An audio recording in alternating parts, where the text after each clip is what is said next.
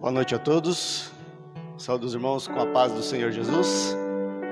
Pedir para vocês se colocar de pé.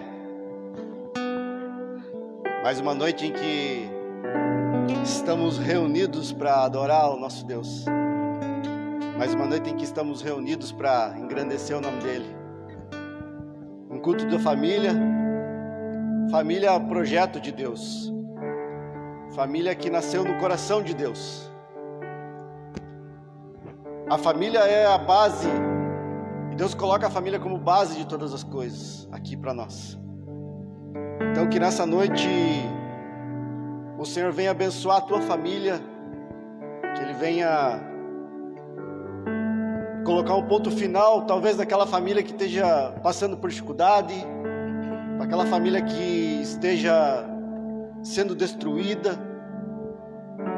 Que o Senhor venha nessa noite restaurar famílias nessa noite.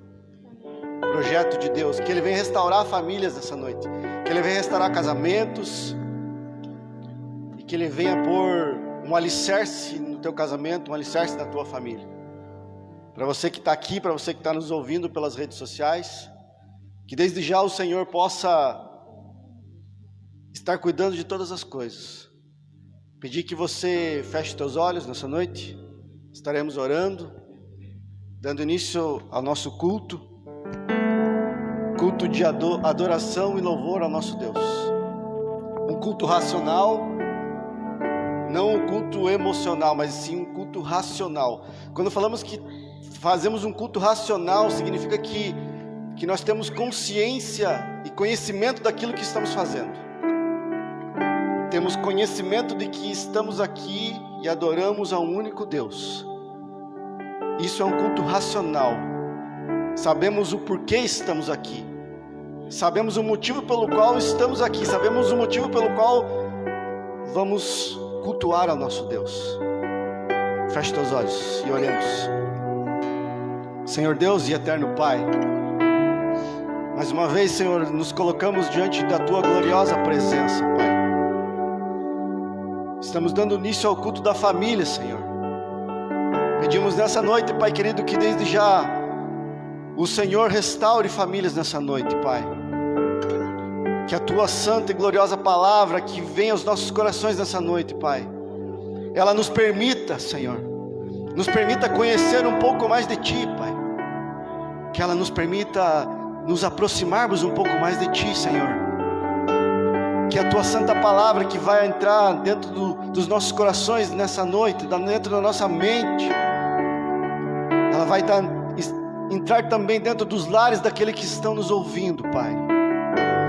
E a Tua gloriosa palavra, eu creio em nome de Jesus que grandes coisas vai fazer, Senhor. Seja pelo simples fato de tocar em um coração, seja pelo fato de restaurar uma pessoa, uma família, Pai. Mas nenhum culto que prestamos aqui ao Senhor, nós cremos que nenhum culto é em vão. Todos os momentos em que nós nos prostramos diante de Ti, Pai, nós cremos que o Senhor faz grandes coisas, Pai.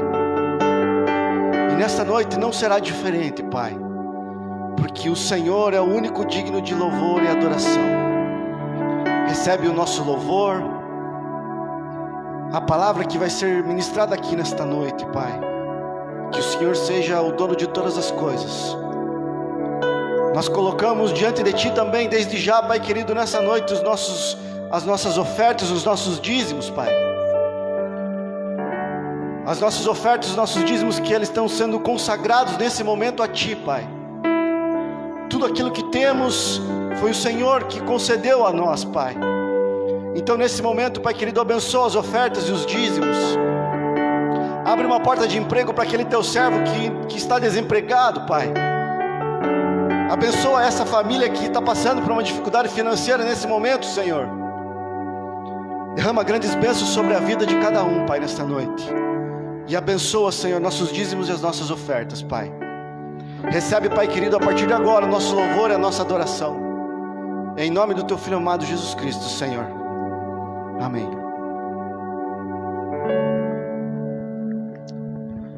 Amém, glória a Deus. Cumprimentamos a todos com a paz do Senhor, amém?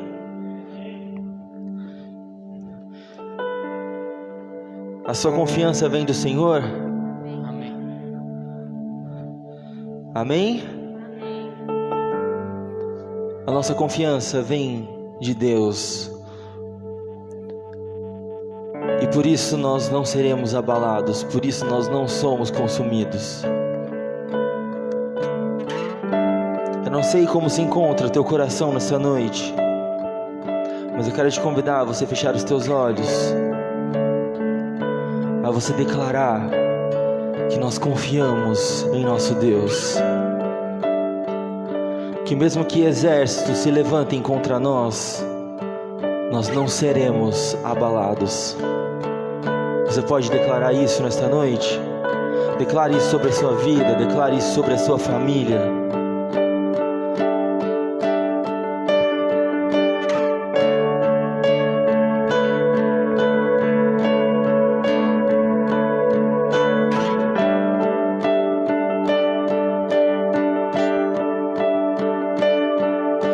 Confiando em nosso Deus e em seu eterno amor, não seremos abalados, não seremos abalados, não seremos abalados.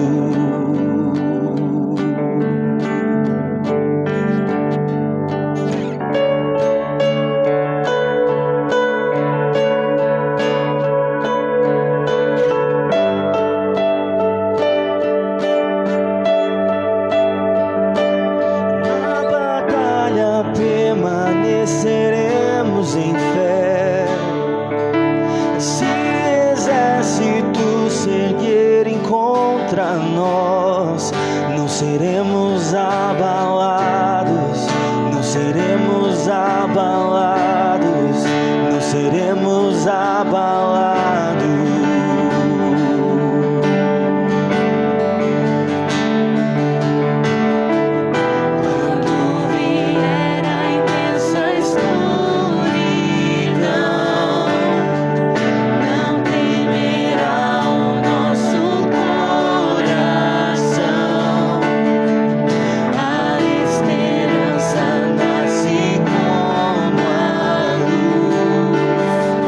Deus é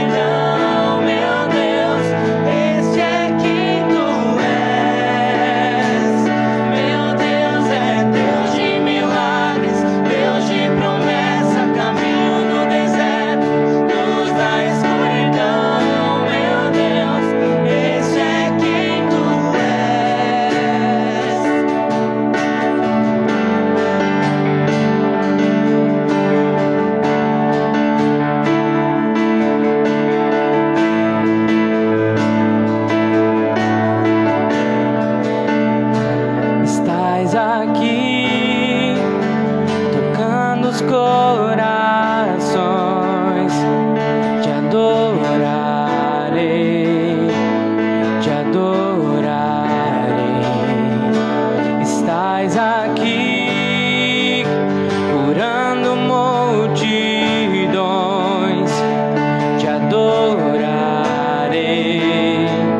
te adorarei. Estás aqui, restaurando os corações, te adorarei, te adorarei. Estás aqui, transformando histórias, te adorarei, te adorarei. Meu Deus é Deus de milagres, Deus de promessa, caminho no deserto, luz na escuridão. Meu Deus, esse é quem tu és. Meu Deus é Deus de milagres, Deus de promessa, caminho no deserto, luz na escuridão. Meu Deus, esse é quem tu és. Esse é quem tu és. Esse é quem tu és. Esse é quem tu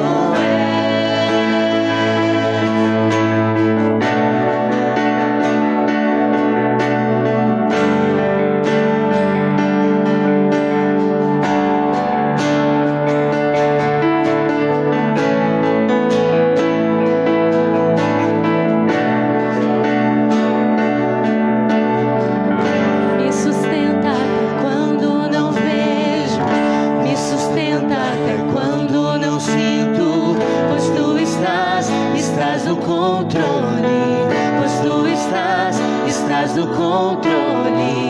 Me sustenta até quando não vejo, me sustenta até quando não sinto, pois tu estás no controle, pois tu estás no controle. Me sustenta até quando não vejo, me sustenta até quando não sinto, pois tu estás no controle, pois tu estás no controle. Me sustenta até quando não vejo, me sustenta até quando não sinto, pois tu estás no controle, pois tu estás no controle. Deus é Deus de milagres, Deus de promessa, caminho no deserto, luz na escuridão. Meu Deus, este é quem tu és. Meu Deus é Deus de milagres, Deus de promessa, caminho no deserto, luz na escuridão. Meu Deus, esse é quem tu és. Esse é quem tu és. Esse é quem tu és. Esse é quem tu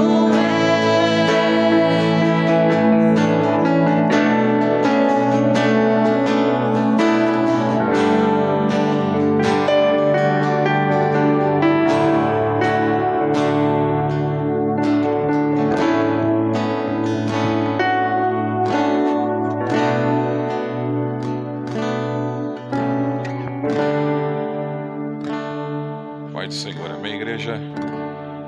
Bom ouvir, né?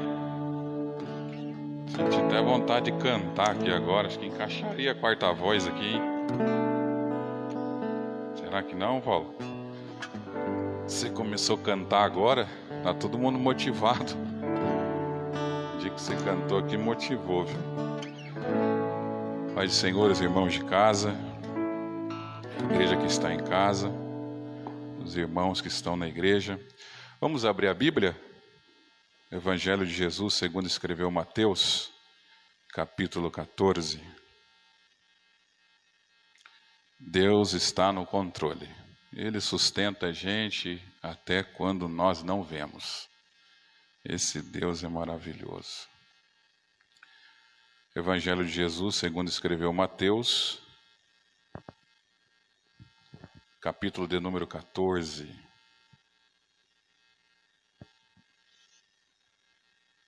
É uma mesa bonita aqui agora.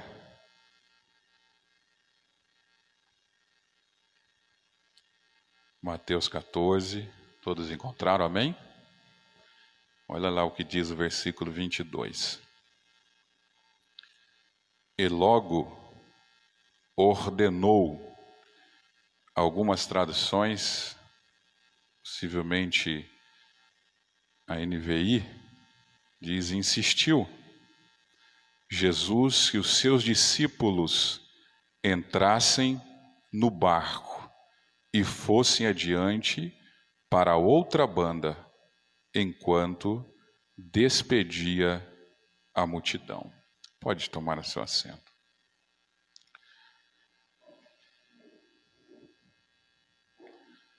Sei que você está com máscara, mas você pode dizer assim, ó, propósito na tempestade. Alguém tem propósito aqui em uma tempestade? A única é que ela acalme e passe logo, né? O presbítero Rogério sabe muito bem disso aí. No dia que nós tivemos uma oportunidade de pescar e passamos ali uns 10 minutos. O único propósito não era nem pegar mais peixe.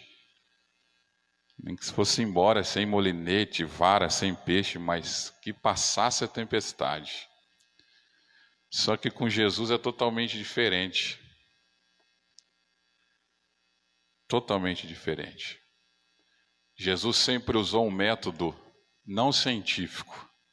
Científico é o método do saber, do conhecimento. Os fariseus tinham muito isso, eles conheciam a Torá, tinham conhecimento, mas quando tratava de amor, não tinha. Então o prazer deles era que as pessoas que pecassem naquela época fossem realmente apedrejadas, sofressem. Mas o método de Jesus é empírico. É um método que trata da experiência. Uma vida experiencial. Uma vida cheia de experiências. Esse é o método que Jesus sempre usou com seus discípulos e almeja usar conosco também. Esse texto que ora acabamos de ler, não é diferente. Jesus está com seus discípulos e ele ordena, lemos no primeiro verso, o verso de número 22, ele ordena, ele insiste que os seus discípulos entrassem no barco e passassem para o outro lado.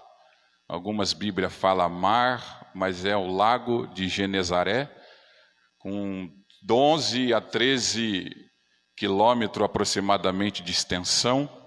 Imagina num barquinho a remo, não era motor, 8 a 13 quilômetros por hora, dependendo da velocidade da água. E Jesus ordena, ele insiste, entra e vai. Ele despede a multidão e ele sobe para orar. Quando ele faz isso, alguns estudiosos dizem que é aproximadamente ali 6 horas da tarde, mas os discípulos obedecem. A única escolha do escolhido nessa passagem era obedecer, era fazer a vontade de Jesus. Não tinha outro meio a não ser obedecer à vontade de Jesus. E a Bíblia diz que Jesus sobe para o monte, sozinho, e ali ele vai orar. E os discípulos estão indo. Não tinha propósito nenhum, aparentemente, na lógica dos discípulos, por que atravessar o lago, mar de Genezaré? E Jesus orando, o versículo de número 23, melhor dizendo, vai dizer que o barco já estava no meio do lago, já tinha andado alguns km, e o escritor é muito enfático aqui, o evangelista Mateus, diz que o barco estava no meio e no meio ele estava sendo açoitado pelas ondas, e a Bíblia diz também que o vento era contrário. Então agora aqueles que fizeram a vontade de Deus, aqueles que não tinham outra escolha a não ser obedecer, entraram no barco, está no meio do mar, e a Bíblia diz que as ondas começam a açoitá-los, e a Bíblia diz que o vento é o contrário. É interessante notar como pode você fazer a vontade de Deus, estar no centro da vontade de Jesus, e ter a vida açoitada e o vento ao contrário. Se fosse uma pessoa, um crente, que estivesse ou esteja fora da vontade de Deus, é óbvio, é claro, que a gente olharia e dizia, ou olharia para nós mesmos, dizia e pensava, é um rebelde, é um desobediente, é por isso que o vento está ao contrário, é por isso que as ondas estão açoitando. Não é assim que a gente pensa? Quando a gente olha para um irmão, o vento contrário, o vento, as ondas açoitando, chicoteando, no meio, o barco não vai para frente, não vem para trás, não vai para a esquerda e nem para a direita. Logo a gente vai dizendo, logo dizemos, é claro, é rebelde, é desobediente, está fora da vontade de Deus. Agora, como pode alguém dentro da vontade de Deus, no centro da vontade de Deus, tendo a sua vida açoitada, o vento contrário? É esse propósito que nós encontramos na tempestade. É que Jesus, ele trabalhou com os seus discípulos, e conosco não é diferente. A ideia de Cristo é que vivamos uma vida de experiência. Paulo escreveu aos Romanos capítulo 5, versículo 3 e 4, que a tribulação produz a paciência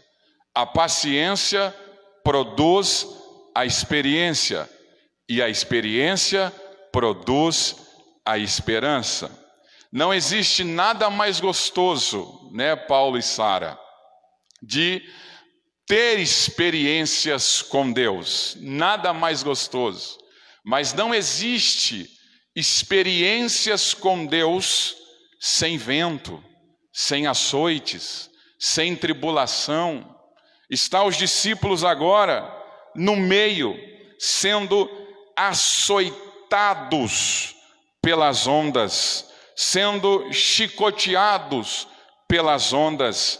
A Bíblia diz que o vento era contrário, não era favorável. Esta é a primeira lição que Jesus está ensinando os seus discípulos e ensinando a igreja do Senhor. Independente, esteja no centro da vontade de Deus, esteja dentro do barco. Não há, irmãos, quem quer entrar no barco tem que estar preparado para o vento contrário. Quem quer entrar no barco tem que estar preparado para os açoites da vida. Quem quer estar dentro do barco tem que estar preparado de, na travessia dessa vida cristã, daqui desse mar para o mar da vida eterna, o chicote vai comer, o vento vai ser contrário. Não existe entrar no barco, na embarcação de Jesus, sem passar por vendavais. Não existe entrar nesse barco chamado igreja, que tem um alvo, que tem uma direção, que é o mar da vida, Nova Jerusalém, e não passar. Então é melhor não entrar, porque quando entrar, os açoites virão, a tempestade vai soprar. E isso é complicado, porque ela sopra, o vento sopra, mesmo fazendo a vontade do Deus que fez os céus e a terra. Porém, na segunda parte dessa experiência de Jesus com os seus discípulos, nós encontramos no versículo ainda que lemos, versículo 22, que eles não notaram para a palavra de Cristo. Jesus diz para eles: vocês entram no barco e passa para o outro lado. Há uma promessa dentro desse texto. Se você ler aí, você vai encontrar nas Sagradas Escrituras uma promessa de Jesus para os seus discípulos, viver essa experiência no lago de Genezaré. Entra no barco e passa do outro lado. Eles, de fato, então, passaria do outro lado. Essa é a grande diferença. Estando no centro da vontade de Jesus, as ondas sim vai açoitar, o vento sim vai soprar, mas a grande diferença de quem está no barco e no centro da vontade de Jesus, a diferença é que esta pessoa tem uma promessa que o próprio Cristo diz, que ela vai chegar do outro lado. Quando nós lemos, para adiantar os irmãos, o versículo de número 34, você vai entender e ver aí na sua Bíblia que eles chegaram do outro lado. Eles só chegaram do outro lado porque uma promessa no versículo 22 fora feita para eles. Eles só chegaram do outro lado porque eles estavam no centro da vontade de Deus.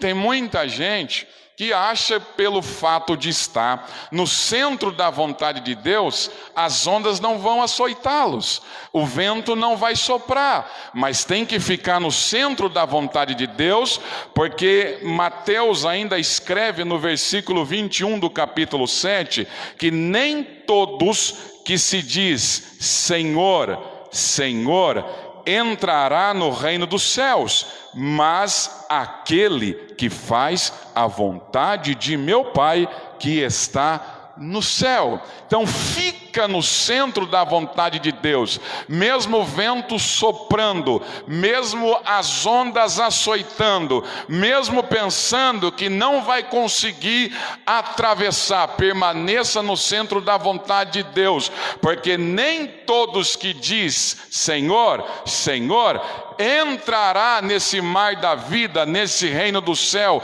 que estamos tentando, procurando atravessar. Nem todos, mas somente aquele que permanece no barco, mesmo sendo açoitado, mesmo o vento sendo contrário, ele permanece, porque o barco é a vontade soberana de Deus. Então não desce do barco.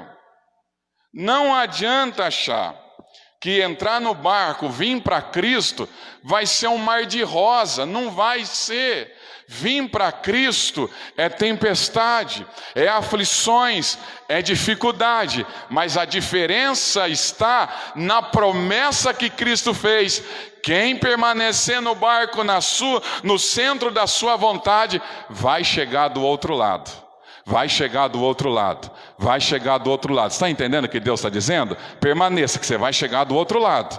Você vai chegar do outro lado, mas tem que permanecer no centro da vontade soberana de Jesus. Ainda, nessa experiência vivida pelos discípulos, a Bíblia, ela fala do vento contrário. Que coisa!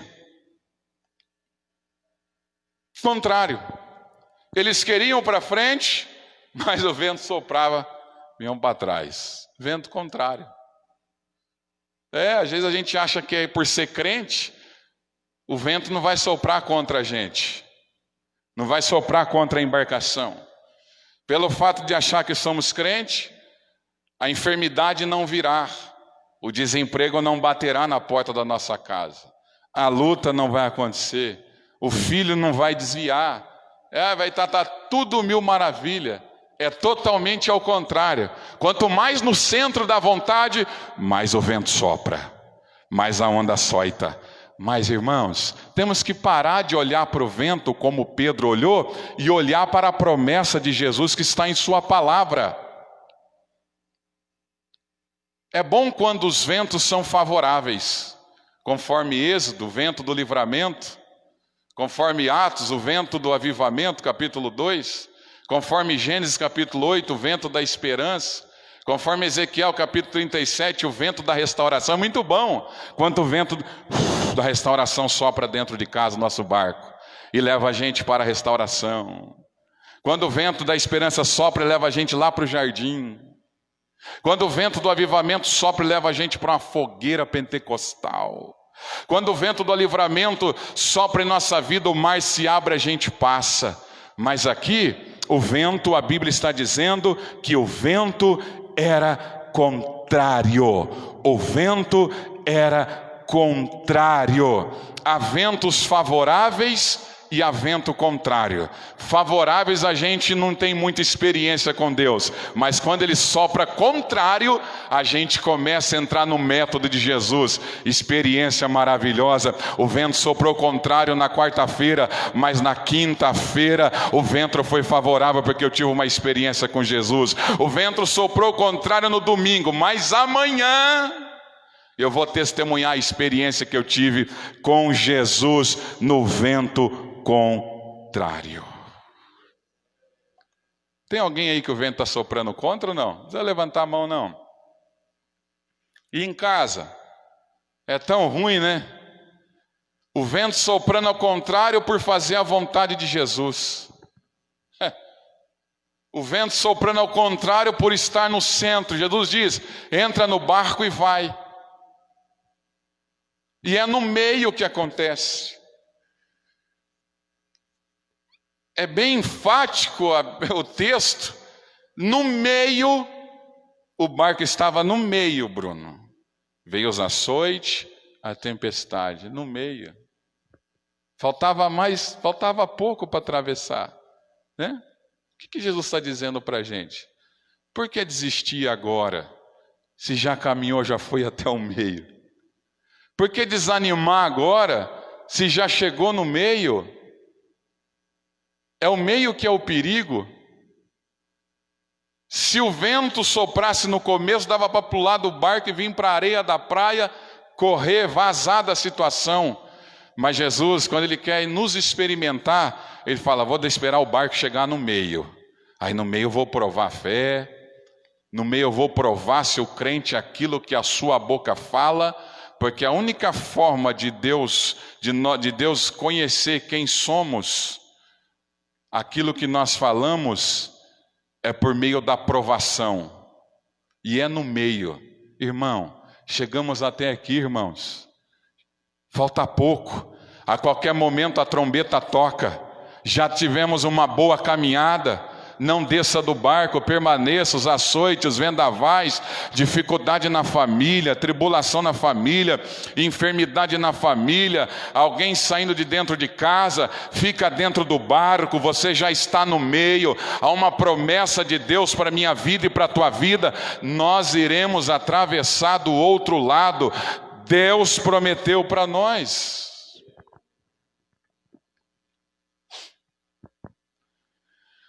Pois bem, eles estão no meio, Jesus está no monte. Algumas passagens bíblicas que Jesus está dentro do barco, outras dizem que ele está dormindo na polpa do barco, mas aqui, Jesus está no monte. Praticamente de 9 a 12 horas ele no monte orando. Que coisa. Quase umas 6 horas da tarde, aproximadamente, esses discípulos entram no barco e vai tentar atravessar, mas no meio vem a tempestade. Na quarta vigília da noite, sabe que hora que era? Entre 3 e 6 horas da manhã. Jesus não dormiu. Entre 3 e 6 horas da manhã, era de madrugada. Algumas Bíblias dizem quarta vigília, outras dizem de madrugada. Jesus desce do monte. Quem foi que falou para Jesus que os discípulos estavam lá sendo açoitados e o vento soprando ao contrário? Cantaram aqui, não foi? Até quando você não vê, está trabalhando só em favor da tua vida. Até quando nós não contemplamos, Ele está trabalhando, porque Ele trabalha de forma artesanal. Ele costura a cada dia a nossa vitória, a nossa vida. Nós precisamos ter essa convicção de fé. Bater no peito e falar: Jesus, eu estou dentro do barco. Tem vento, tem açoite, tem tempestade, mas eu sei que tem o Senhor também dentro desse barco.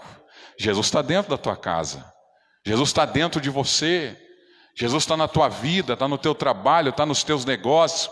Jesus está na tua família. Não é um açoite, não é um vento que soprou na tua casa que você acha que Jesus não está vendo. Ele está vendo, e fica tranquilo. Por enquanto Ele está no monte, mas Ele está vindo. Ele está vindo. Ele está vindo. Eu começo a pensar, a maquinar, deduzir e ver Cristo vindo. Deixa eu ir lá com os meus amigos. O que está acontecendo lá? Estão no meio, falta pouco. Falta pouco para atravessar. Falta pouco para terminar. E ele vem. Não entra no barco. A Bíblia diz que ele anda por cima das águas. É bem provável que a vestimenta dele era toda branca. Imagina, entre 3 e 6 horas da manhã, de madrugada, no mar ou no lago. Algumas diz lago, outra mar. Enfim, escuro. E alguém vê o homem de branco. E eu entendo isso, porque os discípulos gritam: é um fantasma. Que coisa de maluco, né? Como comparar a presença de Jesus como um fantasma? Olha que a tempestade e o vento faz na nossa vida. A gente não consegue ver quem é que está vindo. Ofusca a nossa visão em relação ao socorro, a pessoa bendita de Jesus. A tempestade, os açoites da vida acaba fazendo isso. Mas ali tinha Pedro, né, presbítero Hermes? Lembra? Você já pregou aqui? Tinha Pedro. E quando tem Pedro, tem pedra, parece que no caminho. Vai dar errado o negócio. E Jesus grita: sou eu, não temais. Ao Pedrão, ousado: se és tu mesmo, manda eu ir ter contigo. Aí Jesus diz: vem, Pedro, vem.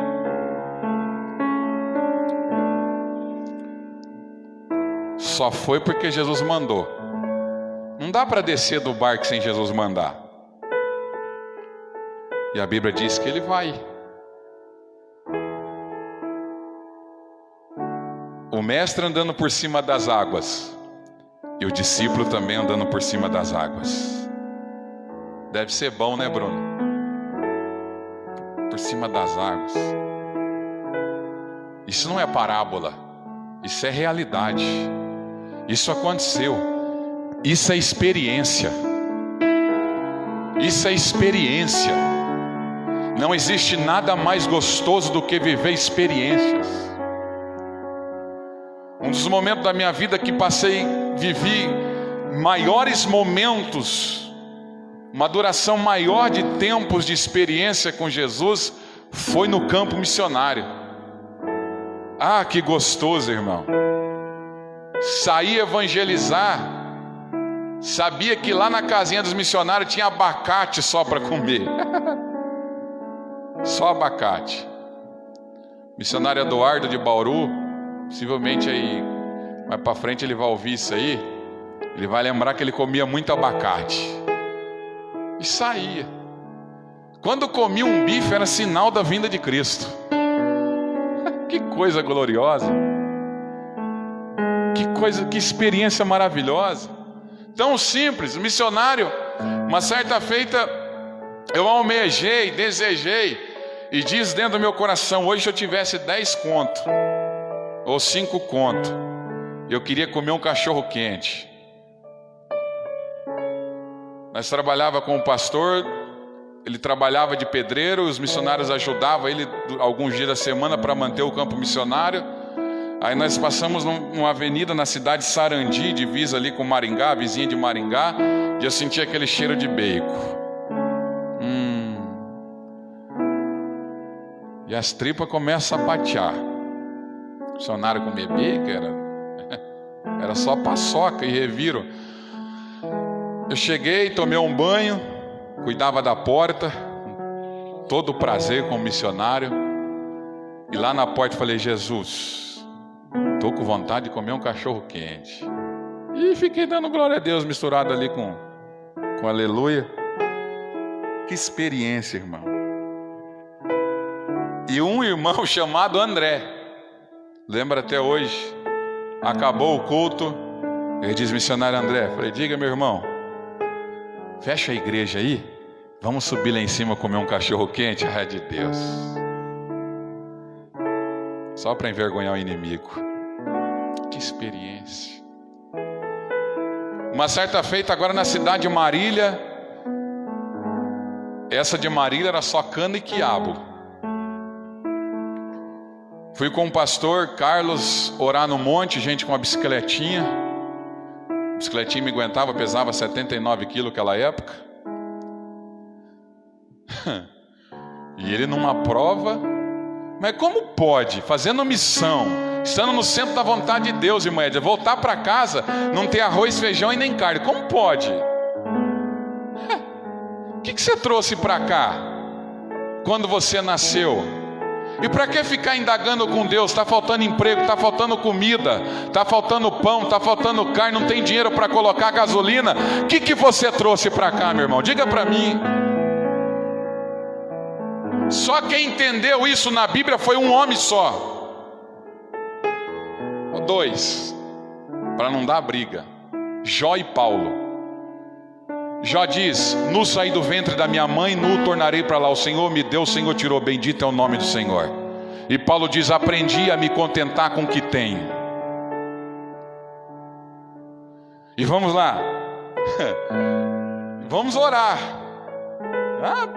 Prova que, olha, mais nada, literalmente nada. Vamos orar para Deus providenciar. No meio do caminho achamos uma pasta, um monte de documento. Era de um agricultor, documentos de terras, de posse, sei lá, de compras. Voltamos, ligamos para a pessoa. Vocês acharam? Sim, vem para cá. Irmão, ele voltou lá. Já deixou 50 para nós, comemos frango. O inimigo não comeu nem o osso, quem comeu foi o gatinho. Experiência tão simples, mas não tinha nada.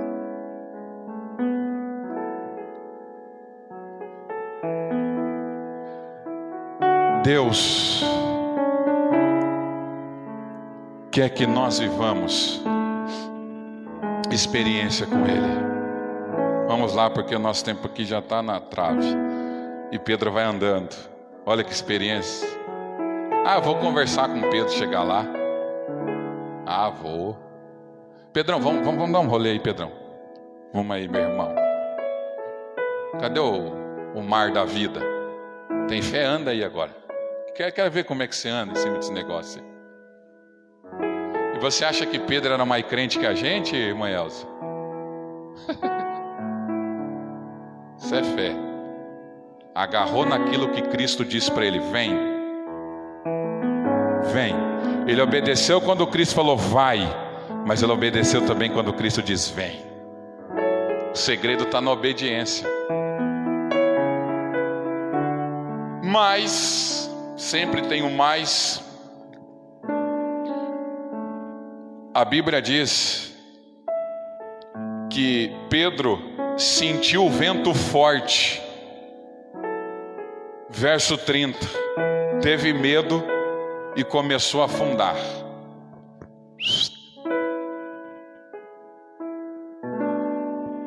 ele clama. E a Bíblia Sagrada diz que o Senhor Jesus, ele estende a mão. Não é só isso. Diga: Jesus estendeu a sua mão. E continua dizendo: segurou. Conhece aquele hino? Conhece, né? Fica tranquilo, fica tranquilo, fica tranquilo. Fica tranquilo, não vai embora, não vou cantar. Quando Jesus estendeu a sua mão para mim, o que a gente era? Pobre, perdido, pecador, miserável, sem Deus. Mas ele estendeu a sua mão.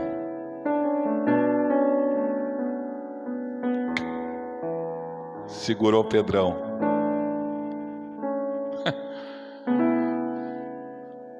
Sabe o que aconteceu? O texto não relata, mas lá à frente a gente vai ver. Dá-nos a entender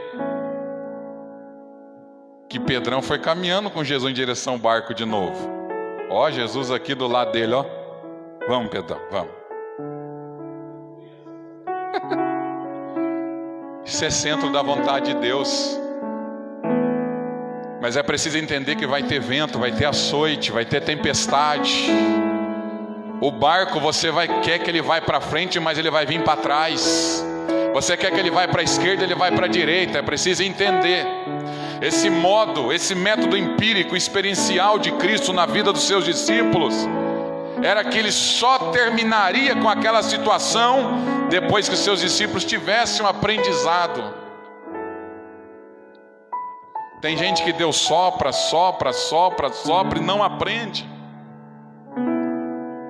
Açoita e não aprende.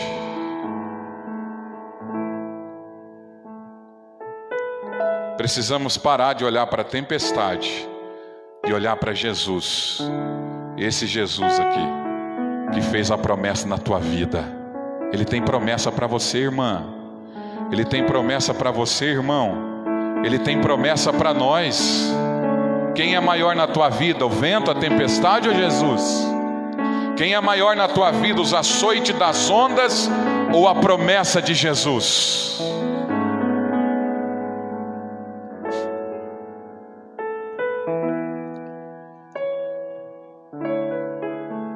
O texto continua dizendo: quando eles entram no barco, eles, plural, Pedro e Jesus, sabe o que acontece? Aqui nessa passagem você não vai ver Cristo na ponta do barco dizendo: vento, acalma-te, ondas, tempestade, cala-te. A gente não encontra aqui. Mas como o vento, a tempestade parou, pastor?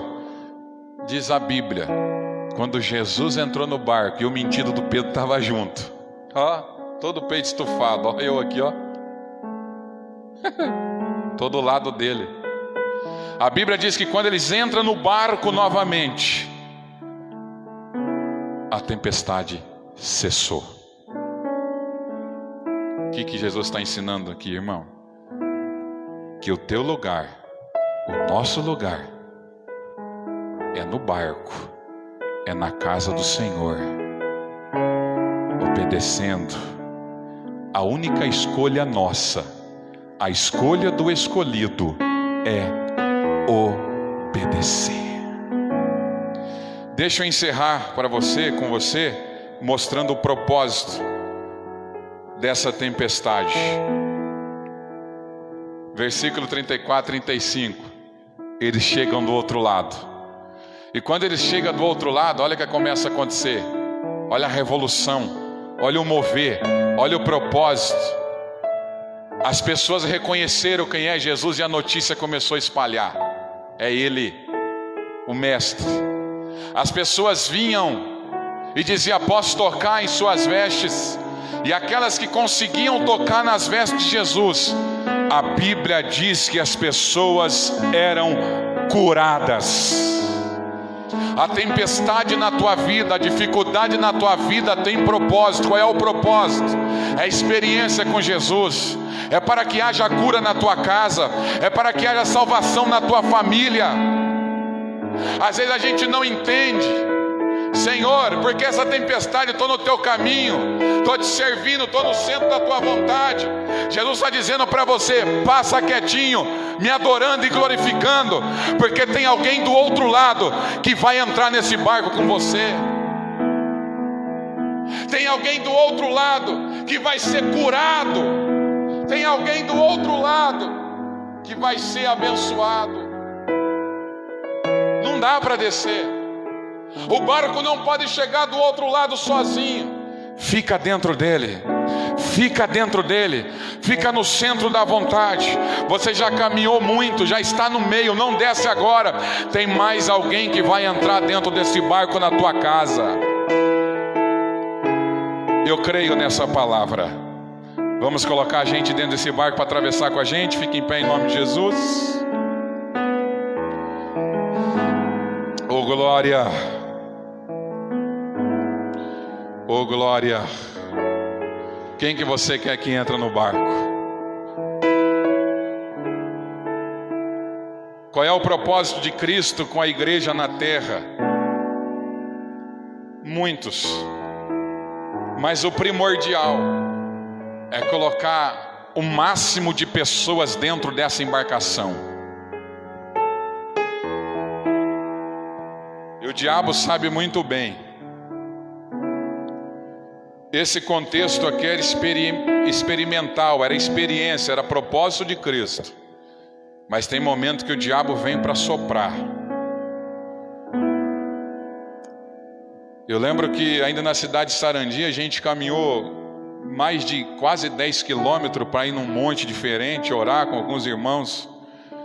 E o propósito era sempre orar para evangelização, salvação. E naquele dia veio uma tempestade de vento que os bambus chegavam a subiar, dobrava. Eu nunca vi algo terrível. Que experiência terrível que eu tive aquele dia. As árvores chegavam a dobrar, os bambus quase dobravam, subiava. Aonde a gente orava, o mato chegou a abrir. E o diabo se apresentou para mim naquele dia, o capa preta. Foi uma experiência terrível. Oramos, repreendi, voltei para casa dos missionários, fui dormir, e naquela madrugada o inimigo vinha, pegava meu corpo e levantava aproximadamente dormindo, 50, quase 1 metro de altura. Não conseguia clamar o sangue de Jesus, mas não aconteceu nada, só foi uma experiência, porque nós estávamos rogando por vidas, evangelizando vidas. Tinha um grupo de jovens naquela época. Eu não era o líder de jovens, só estava como missionário. No final de semana a gente saía com aquela galera com violãozinho na cidade de Sarandi, nos bairros da cidade de Sarandi, cantando, entrava nas casas, evangelizando, passava os jovens, dar uma palavra. E esse trabalho foi indo. Daqui a pouco nós estávamos com campanhas de oração e evangelização na casa de pessoas estranhas. O diabo começou a se levantar, mas a experiência vinha. As pessoas chegavam na igreja e diziam: eu estou aqui, glorifica esse Deus, porque esses jovens que estão aí foram na minha casa, levaram uma cesta básica e hoje eu estou aqui, eu quero Jesus. Então a tempestade sopra mesmo. Não adianta, irmão, falar para você que se você quer a salvação da tua família, o barquinho seu vai lá para o jardim. Vai ser mil maravilha, vai ser piquenique, vai ser um cruzeiro. Não vai ser, o diabo vai soprar. Mas o que eu quero que você guarde não é o sopro do diabo.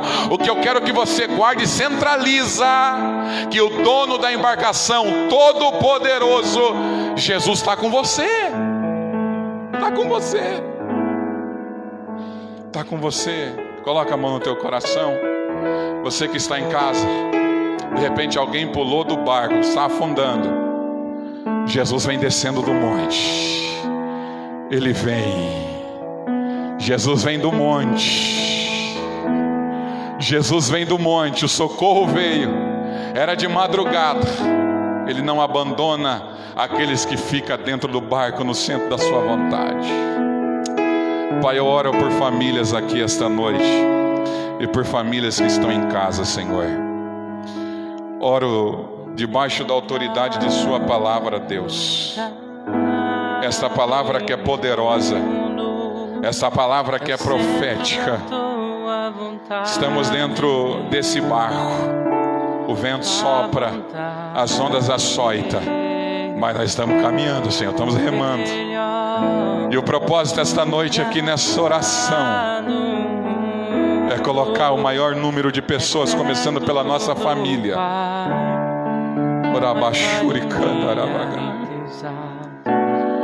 Pai, esse filho, essa filha, esse primo, essa prima, toda a família representada de irmãos que estão aqui, estão em casa, que estão orando conosco aqui.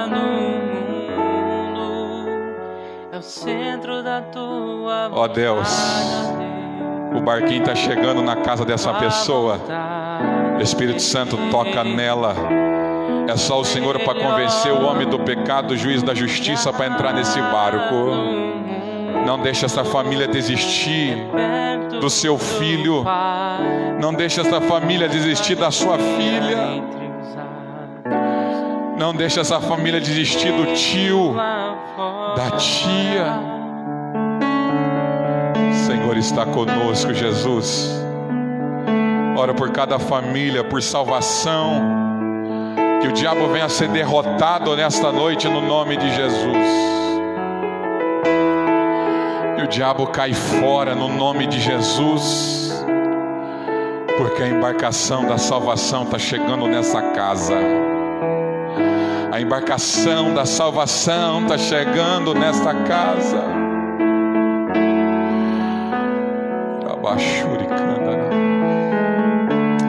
Abençoa cada família, Pai, nesta noite aqui, Deus. E aquelas que estão em casa. No nome de Jesus. O nome que é sobre todo nome. Sejam abençoados. Para a glória do nome de Jesus. Diga assim, irmão: Jesus, vem a tempestade, vem o vento, açoite as ondas, mas eu não vou descer.